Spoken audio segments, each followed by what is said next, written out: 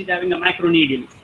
So this is nobody is using now, but you want to introduce a transdermal product for a painkiller. Painkiller, somebody is taking a tablet whenever he is feeling painful, and you want to launch a product of a transdermal which is having cost of 10, a tablet which may be 100 rupees, you may be giving the patch for the 25 rupees. So will they able to purchase that new product? What do you want to have it? So that is actually what is the demand for the new product, and outgrowth of an existing old product. It may be cheaper in nature. That way, it is very much important. Analyze the new product as a substitute for the something which is existing, or there is no alternative for that new product. We need to see it. If it is substituting there, most of the times the patient will, or anybody, the customer will be thinking that to align to the old product only because it is cheaper.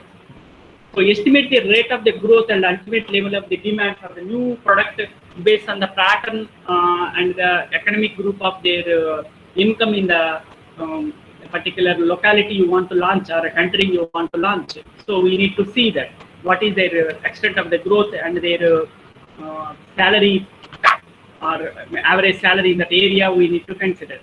Estimate the demand by making a direct inquiries from the purchasers before launching a new product, which will help very much, because sometimes they are the first persons to be asked by the customers that if you are bringing that such product, we will be taking that. So this is actually what the breakthrough technologies, they will be made available by using this phenomena. Offer the new product for the sale in the sample market by the direct mail or through the multiple shop organization. So that first they will be using it and acquainted with that particular product as a free sample. Later onwards they bound to purchase it because of their utility. So you need to little bit spend much time and your money to make the user to understand your need for the new product. Survey of consumers are very much important. We are going to see this method later, and that will help to decide how much is the demand which is going to come. Most of the times you are having in the election polls. Elections are going on and poll results are going to come. This is based on the survey only. So the person who is coming out of the polling station and the media persons and the particular consultant agencies, they will ask and forecast what the net result is. This is actually what the impact of surveying consumers, so that they will be having. So what is the criteria for good forecasting method? We are going to study 10 more methods now. So what is the forecast? The forecast method needs to be accurate. It means whatever the demand, what you are planning is meeting the demand of your market. It should be simple and easy to execute, and it should be economic. It should not take much cost, and it will be easily available at your doorsteps to implement that particular method of demand forecasting. And you need to meet the timeline to get out of the demand in a particular time zone where your owner is asking you how much is the product you are predicting it in the marketing research. Most of the times in our pharma, we have got MBA. You may be having in a NIPER pharma MBA. There is one system is called as a market research. The personnel, they will be having only study the market to launch a new product or to estimate the demand. So they do the research in the market and they predict it. That predictions is going to help to open a new market in a particular country. Okay. Once you have done that, you need to put that particular figure in front of the management. So management, they will be seeing how you are approached. Generally, whenever you are approaching in a scientific manner, you can convince the management that I made it not by the vague generalities or my own perceptions or by guessing work. So I am applying certain principles. So based on that only, I can pinpoint my major assumptions are correct. So most of the times we can give the possible margin of error also, plus or minus 10%, and we can convince the management. Avoid making undue qualifications of higher or lower manufacturing, so that we will not have any problems of misunderstanding the demand, and omit the details about the methodology and calculations, and make the use of charts and graphs. It is easy to show to the management so that they will be easily sanctioning the budget for whatever the volume of production you want to make it. So this is actually a tool which the management can easily understand for your predictions of a forecasting demand. They can proceed further. So if you see all of them, it is a long journey, and you may be thinking that what are the different methods I can use it so that I will be having this implemented. So first we will be going for that particular methods. Maybe having later we will be coming to the recent trend and control methods. So in your exam, generally you will be asked in exam, what are the different methods which are available for that forecasting, and explain them in the detail. So this is the approach you will be having. If you see this, there are different approaches are present. All are named in this particular slide. Don't get confused. Around 10 will be coming it, and if you are seeing one by one, and you will be able to tell and choose whatever is the better for you for the estimation of your demand. The first one in this particular case, general methodology which we are going to use, generally the method for the demand forecasting is surveying the buyer's intentions. It is a survey. It is also known as the opinion surveys. It is useful for when the customers are industrial producers, and not useful for the household consumers. Household consumers, they will be seeing the product and purchasing it. Whereas in our particular case, doctors will be more fundamentally, which they will be giving indications so that we will be having a product which is going to be clicked in the particular area or not. And most of the times in the OTC product, directly patient survey is required to be good. In this particular case, what we are doing, in our pharma market, the peculiarity is that middleman, a doctor will be present in between your manufacturer and the patient, because no drug will be given without prescription. Most of the times that is the tendency as per regulatory rule. So surveying it directly buyer intention may not be suiting for the prescription drugs. We need to consider the survey of a buyers for the OTC product, that is over the counter products. And the limitation is it is a passive and does not expose the measure of the variable under the management's control, and the people will be directly giving their opinions and without looking into the management perspective of money or anything, just they tell their requirement directly. So the survey of the customer major hindrance in our pharma market is only OTC branch of our business can be handled very much here in this particular technique, method of surveying the buyers. Generally, we survey for what flavor they like it, what is the taste, like either it is a lemon or it may be a strawberry. So what is that one they want to have a color and a flavor combination. So they will be having most of the times in the OTC product that will be given. You may be thinking that Gelus lampias or you have got a strepsils. All these things which are available nowadays in the lemon and ginger, and so many approaches are present. So these are all the things which you can predict it. Some product maybe you are maybe asking a cough drops. You will be specifically asking a ginger with honey, and it may not be available in the shop, and you will be going to the second shop because you have got intention to buy that particular product only because you want to take, you are feeling that I want to have it. So this is the reason we need to make a wide product range. They will not bother about what management, making a 10 flavors available in the one product in a pharmacy store. It needs a lot of expenditure to the management. So it will not be bothering in the survey of buyers' intentions. Then second approach, if you can do, is the Delphi method. So when you want to predict a method, consumers, they are vague and they don't consider. What do? You will be going to the Delphi method. It consists of an effort to arrive at the consensus in an uncertain area by questioning the group of experts repeatedly until the results are appear to be converge along in the single line of the issues. So what does this mean? Say for example, you are asking a doctor and surveyed him, and one doctor says that this is the product which is going to be good, and somebody says, another doctor is saying that this is good, and it is contradictory to the two doctors. In those particular case, what you do? You need to employ the Delphi method only, because the surveying your doctors by giving a questionnaire to them and asking them to fill, or asking by the medical representative and taking the questions and answers, these are all going to be a contradictory and opposite in nature. In that particular case, what you do? You employ the experts in the particular fields.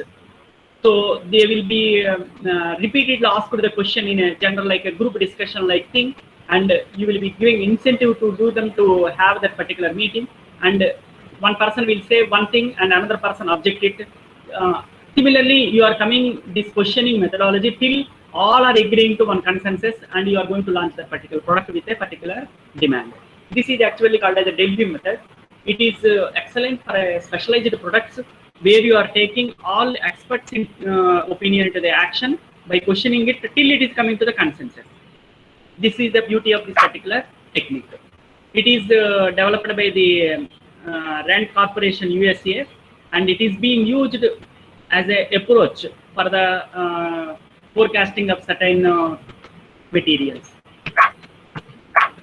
Most of the times, the advantages with the Delphi technique is it facilitates the maintenance of the anonymity of the respondents' identity throughout the course of its selection, so that you are asking the questions and they are changing their moods, and because of that reason, you are taking U-turns and making so many adjustments. Because of that reason, you will be arriving out a greater consensus, and you are getting a figure that is accurate. And also it saves the time and other resources. Just you are meeting 10 people, expert teams, they are specialists in the field, and it makes very fast by conducting a meeting of day or like that. And this is actually what the Delphi technique is. But the limitation is the panelist must be rich in their expertise. You are choosing the wrong person. He does not have any idea, and asking them to sit in the panel, and you are taking a decision of how much I need to produce and launch. Then what will happen? They will misguide you and making a condition fuzzy, and it is creating a confusion instead of getting the clarity.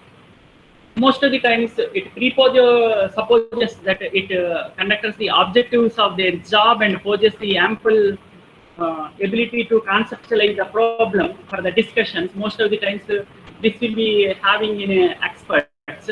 They will be egoistic in nature. They will not come to the consensus. In those particular case, also multiple views will be appearing as a end product.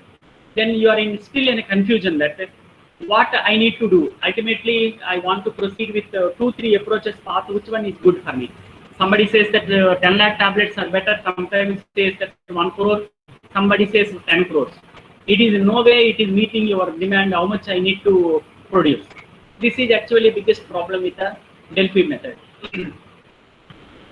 Then what I need to do? So if it is a confusion still is not removed, so what I need to do in the case is expert opinion. This is also called as a hunch method. In this particular case, don't call the panel of 10 members or 15 members and make a group discussion. To ask the expert in the field to provide the estimate one person.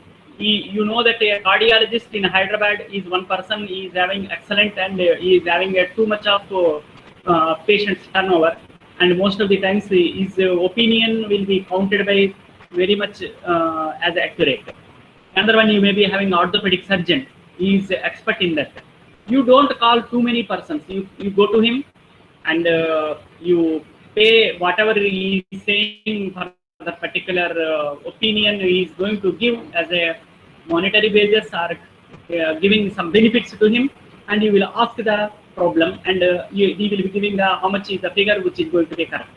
So this much of tablets, if you are launching in a product, it can be easily sold without any problem. If he is saying it, then immediately you will proceed with that further and produce it. So this is actually a very simple and quick method. And there is no danger of groupthink mentality. So there is no egoistic mentality and stubborn like thing. And you are asking one person and taking based on him, and you are going and with that figure you are approaching the management and telling that so and so expert is telling that you want me to proceed for a production of that particular tablets batch. Can I do it? So if they say, you can proceed it. Ultimately, at the end, if it is not having, there is a fluctuation, because you have employed the expert opinion and it is been taken into consideration, the person who is doing a research is not in the trouble. Otherwise, it will become a problem. Another one is the collective opinion method. Most of the times, you will be having one person if you are talking and taking a decision from him. It is very much maybe erratic. Only one person are there. That is the reason you are asking directly Salesforce polling. Who are the sellers? You are asking them, not the expert. They know that this product is moving very fast. The salesman will give you the idea and give the required estimate. This is actually called as a collective opinion. From the different distributors, they have got a salesman. All the salesmen will be given the task and you will be taking a decision how much I need to manufacture. The advantage is it is simple, and generally you are giving how many number they are saying it is yes and how many number they are saying it is a no, and you can take it, and based on the first hand knowledge you are taking a decision. That is the reason you will be having a success criteria very high. It is quite useful in forecasting the sales of a new product, because they know the pulse of the patients, and OTC, what one medical stores generally they are getting orders and they are taking it. So you are preparing that one only. So you can get a success rate very high in the fourth method, like a collective opinion of a sales person. But the disadvantage is that it is almost completely subjective in nature, and we don't consider the consumer's view, but we are going with the only salesperson's view in the collective opinion. Usefully restricted to the short-term forecasting, but it is in the long term, it may change the moods of the consumer and it may affect your sales. Salesmen may be unaware of the broader economic changes. That is the reason they may misguide you also. We need to consider that aspect because they don't know the production difficulties and another aspects in the view of management and the owner. The fifth method is called as the naive method. What is this naive method and models which are available to take a decision? It is completely based on the mathematics. Naive forecasting models based exclusively on the historical observations of the sales. Don't bother about whatever which is going to happen later. So in the naive model, what you do, you take the past data retrospectively for past 5 years. How many cough syrups are getting sold? How many cough lozenges are sold? So how many persons they asked only to the tablet which are chewed? So either it is a chewable tablet or a lozenge or a syrup. Which one is better? Similarly, how many number of the ginger flavor has entered into the market very fast when compared to lemon or it is a strawberry? So these are all the things data available, the fast sales of all the segments in the particular area. So you take all the data. So you will be applying a relationship with your number of patients increasing every year in the particular segment according to your population increase and changing the disease conditions, and because of the allergies enhancement or pollution, the demand is every year is increasing. So we can use that increase trend as a approach to predict the next year trend. So that is the reason it is highly inexpensive to develop, because most of the times the data is available readily available in the business newspapers and your balance sheets of every company. They will be exposing that. So you can take that, it is open to the shareholders. So the data, it will be, you are getting it. So you can use the same thing. But the disadvantage is that it does not consider any possible causal relations that underlie the forecasting is variable. Sometimes suddenly the forecast what you are doing, it may not match this year. In that particular case, it may not predict. But you are considering some science and mathematics here. That is the reason you are not taking vaguely and with your intuition or whatever you are having a guesswork. So it is going to be work better method in the naive model. What is the thing which you can do is, one thing is that we are going to have actual sales of the current period, you take it. Say for example, it is 10 lakh tablets. And the current period and the forecast for the next period, you are going to take it by considering this year into the account for the next year. Then what will happen?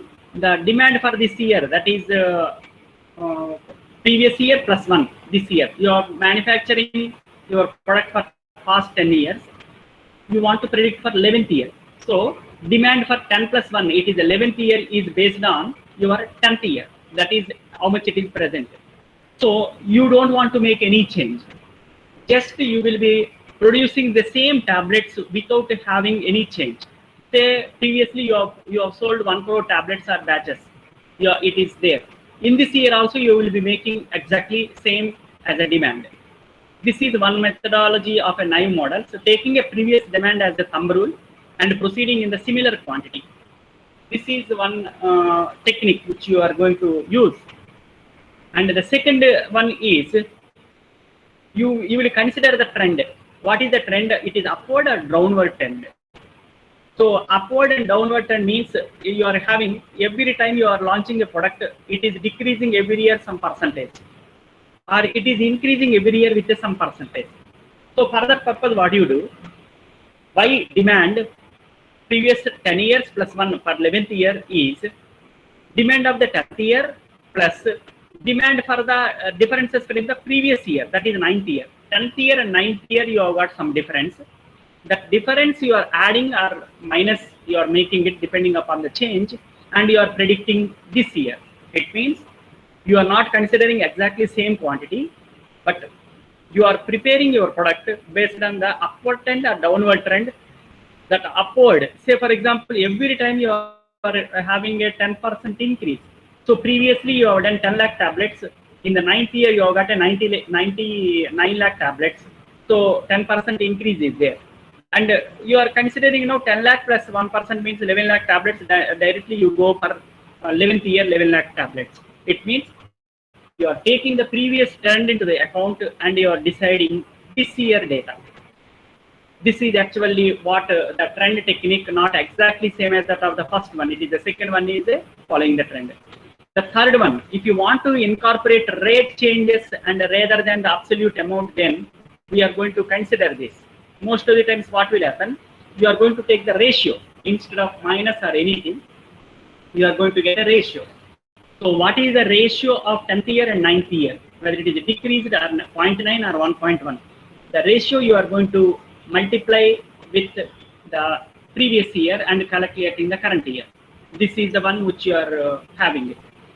The second year you have got some demand which you have produced it and sold it. So first year, second year you take the average and prepare for the third year and you manufacture it, and third year you sold something, and first year, second year, third year you are going to take the average of all three and you will manufacture the similar average for the fourth year. Like that you are proceeding for the 10 years. All the 10 years the average your sales and taken as addition sum divided by the total number of years, then you will take the average and you will apply for the 11th year. This is actually called as a moving averages. This is actually considering not only 1 year, but you are taking entire period in the naive model, which is actually a higher form of your naive model. It is called as a smoothing technique. But the limitation is one has to retain the great deal of the data for all the years if you want to take the decision for the next year. Generally, we have got now SAS and ERP. All the data will be stored in our database. So there will not be any issue to get the data now.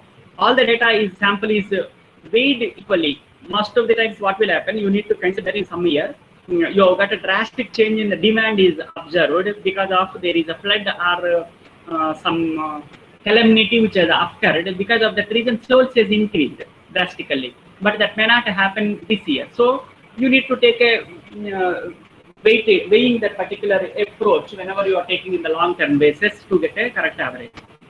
There is another methodology is called as exponential smoothing. Instead of taking the average, you are taking some value of exponent. Like you want to predict this year, 10 year plus 1, 11th year. you are applying some A as a figure into YT, that is the 10th year, that is 11th year you want to calculate, and 10th year you are going to calculate, plus 1 minus A, that A is actually some figure you are putting in your factory every time you want to apply it. And this much you are going to add every time you are applying it in the exponential smoothing. This is actually what you are doing as a coefficient you are applying and multiplying that coefficient with the previous year, and you are taking into the account of this year demand. So this is one way, or you can do the exponent also, like power of YT to the power of some maybe 1.1 or some A you are going to take it, and that one you are going to apply. But this A smoothing constant will be varying from one company to another company. So according to your company's marketing approach and sales force, every time you want to increase your sales by some percent or that much smoothing constant you want to keep it, then this is actually an exponential smoothing is a very good method. Most of the times appropriate A is 0.1 to 0.2% or 10% to 20% or 0.1 to 0.2% in the one fraction. So that is considered as a better approach for many companies. But when the magnitude of the random variable, when you are choosing A, the averaging out effect may be the random variable quickly. So that is the reason the smoothing constant, whatever we are going to take, we need to consider the previous upfront or downfront whenever you are taking a smoothing. It may not be having a proper for the next year. Such things will be having a consideration, we need to take it. But every company they have got, I am giving a sales for target, I will be increasing and my sales by the 10% with mandatory and 20% with without any skip. So that my exponential smoothing constant will be raised by the 0.1 or 0.2 every time when compared to one is my today's figure. So like that they will set their sales for market for the existence itself as a general term. In that particular case, we are going to adopt the similar manner and we are going to proceed. The advantage of this method is it is easy to use. In our factory data only we are taking it, and it is more accurate when compared to the moving averages. We are going to consider some outliers also in this particular one, and we will be looking into the considerations of the wholesalers and retailers also. We are going to weigh them also, and accordingly we will put A there, and because of that A, whatever you are going to put, so these fluctuations can be nullified, so our demand forecasting will be proper. Another one is the time series analysis. The time series related to the sales represent the past pattern of the demand. Most of the times, if you see, you have got a in the share market, you have got a hills and valleys. Like you are going to uptrend and you are going to have a downtrend. So when you are having it in a long term one, they will be appearing as an upturn. So upturn which you are going to have, it will keep on increasing. But in the short term, you are getting a peak and valley. So this is actually the problem in the case of fluctuations because of your competitor, or variations in the weather, or conditions of your competitors' marketing sales techniques. So you are going to take the projecting the trend for this particular year. This is actually considering the time series where you are taking up valleys and peaks, just like your pharmacokinetics. You have got your maximum concentration and least concentration in the therapeutic window. You are taking the next dose whenever you are taking in the multiple dosing. You are taking all the previous whatever getting accumulated drugs. Accordingly, you will be giving a loading dose and you are giving the maintenance dose. Similar manner, we have got a time series analysis, and we are going to consider all the sales for the previous one and their treatment with the logarithms or linear or quadratic. We will employ and making them a straight, and we do the predict for the next time. This is popular because it is a simple and inexpensive, because the data is obviously available with them and we need to predict it for the next time. But this technique has got disadvantages because it is time series shows the persistent tendency to move the same direction, and we will tend to do it, but it may not be having, there is a turning point occur like breakthrough technologies which will come into the existence, and your time series will not follow the trend. Like if you are having a floppy, so nobody will purchase. If you make even cheap 1 rupee also, you are giving a floppy also, nobody will purchase. Nowadays it is available CD. Now you are decreasing the pen drive cost by drastically, nobody will purchase CDs also. And particular period of the time you don't have any ports to put them also. So that one your time series will not work there, because breakthrough technologies which make certain things which is obsolete.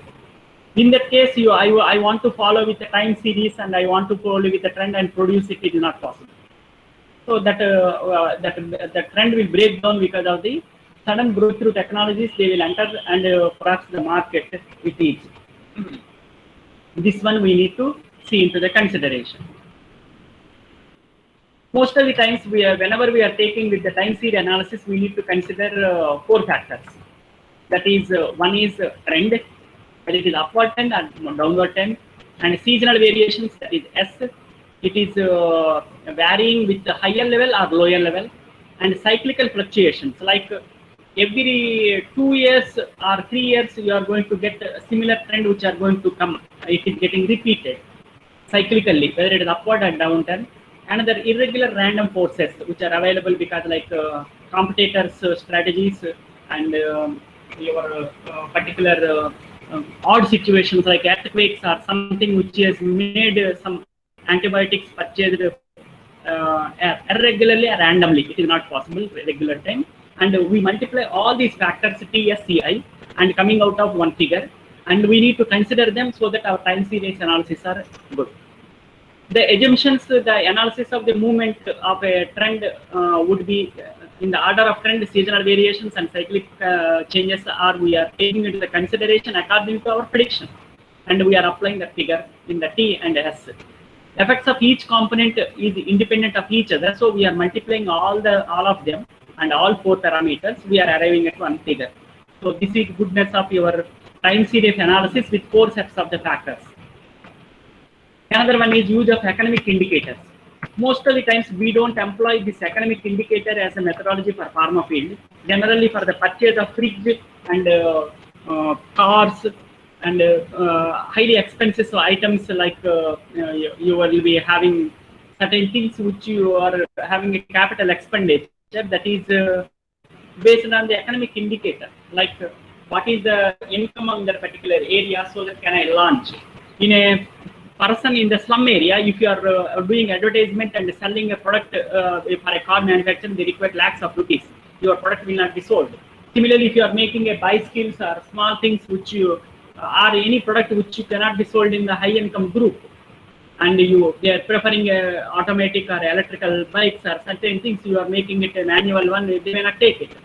So use of economic indicator is an excellent one. We need to draw a relationship between the how much is the purchasing power of a patient and what is the demand, and you draw a line and get the linear, and according to the changes in the economy, and you are going to take a decision. Say for example, nowadays which you are taking in the COVID era, purchase of a mobiles and the laptops is bound to be increased because of the upward trend. When compared to your vehicles, you want to make it, it is not possible because a lockdown is present, and you may not have. Even though the person has got a purchasing power, he will not purchase. Even though the person who is having that may not be using it. So this is actually what the use of economic indicator.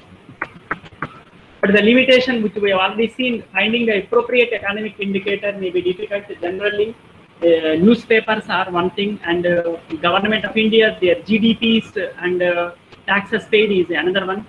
And it is not suitable for the new products which may not have the past data exist for a new markets or new customers. It is not having a good economic indicator, may not be possible to link if it is not seen previously. Another one is the controlled experiments. Controlled experiment is very good in our pharma field. Most of the times what will happen, if you want to leave your aerosols with a spacers, aerosol with a spacer, like you are keeping a small spacer in between the mouth and your aerosol, and you are keeping the spacer for your giving a accurate dose. So what will happen? You are asking some patients to purchase this spacer additionally in addition to the aerosol. So they may not purchase it, but you are taking a controlled experiments by selling the product. Your disease will be cured with a less span of time, because the amount of the dose which will be taken by you is not going out by the inhalation and exhalation, and the spacer will take care of it. Such things can be done by the controlled experiment by giving a demo and giving a pre-sample sometimes, and making them seeing that this will work or not by preparing a small sample and estimating the demand. And the last one is the judgmental approach. You have taken the 9 techniques, and you found that all of them has got their own advantages and disadvantages.